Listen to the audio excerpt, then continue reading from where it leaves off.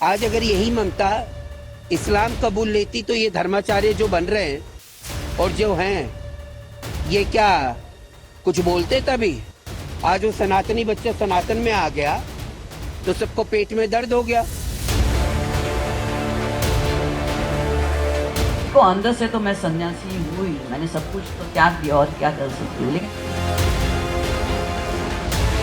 महामंडलेश्वर बनने का न्योता मिला था।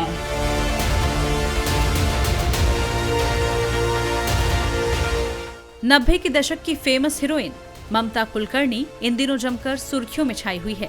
जब से ममता कुलकर्णी भारत वापस आई है, तब से उनको लेकर कुछ न कुछ विवाद सुनने को मिल रहा है। हाल ही में ममता महाकुंभ 2025 में पहुंची। वहां उन्हें किन्नर अखाड़े के महामंडलेश्वर पद की उपाधि दे दी गई थी, लेकिन इसके बाद ममता को इस पद से हटा दिया गया। अब ममता ने बताया है कि वो इतने साल तक भारत आखिर क्यों नहीं आई थी। दरअसल मीडिया रिपोर्ट्स के मुताबिक ममता के भारत छोड़ने के पीछे कई वजह सामने आई थी।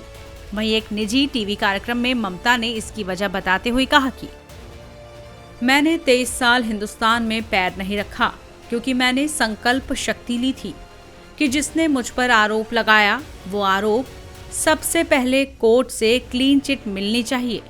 पब्लिसिटी करने के लिए मेरे नाम को केस में डाल दिया। आप सब जानते हैं कि किस ऑफिसर ने मेरा नाम लिया था। उसको मुंबई का कमिश्नर बनना था और उसने मेरा नाम लिया। सुप्रीम कोर्ट और हाई कोर्ट ने वो केस तो उठाकर फेंक दिया। तो मेरा यही संकल्प था कि जब तक केस खत्म नहीं होता तब तक मैं हिंदुस्तान में पैर नहीं रखूंगी। गौरतलब हो कि इससे पहले INS से एक्सक्लूसिव बातचीत में ममता कुलकर्णी ने कहा था कि उनके भारत छोड़ने की बड़ी वजह आध्यात्म थी।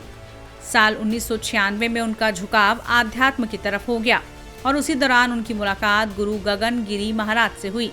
उनके आने के बाद ममता की रुचि आध्यात्म में बढ़ी और फिर उन्होंने तपस्या शुरू कर दी। हालांकि ममता का मानना है कि बॉलीवुड ने उन्हें नाम और शोहरत दी थी। इसके बाद उन्होंने बॉलीवुड भी छोड़ दिया। साल 2000 से साल 2012 तक ममता का कहना है कि वो तपस्या करती थी। फिल्मों की सपनलीनी दुनिया से वैराग्य तक पहुंची ममता के मुताबिक गुरुदेव को बहुत कुछ बताने की जरूरत नहीं होती थी, बस इतना ही पूछा था कि वो बाहर आएगा या नहीं। गुरु ने कहा आ जाएगा, लेकिन 12 से 15 साल लगेगा। मैं महीनों अन्न छोड़ देती थी। 40 दिन मैं बिना पानी के रही। अभिनेत्री ममता कुलकर्णी को महामंडलेश्वर की पदवी देने और उन्हें हटाने को लेकर विवाद काफी बड़ा था। पहले ममता को जूना अखाड़े से जुड़े किन्नर अखाड़े का महामंडलेश्वर बनाने का कई संतों ने विरोध किया था, जिसमें बाबा बागेश्वर धाम से लेकर बाबा रामदेव तक का नाम शामिल था। ममता ने इन सभी को करारा जवाब भी दिया और कहा कि उन्होंने साध्वी बनने के लिए 23 साल तक तपस्या की है। उन्होंने बताया कि इस राह पर चलने के कई अलग अलग कारण हैं, जिनमें विरोधाभास देखने को मिला है।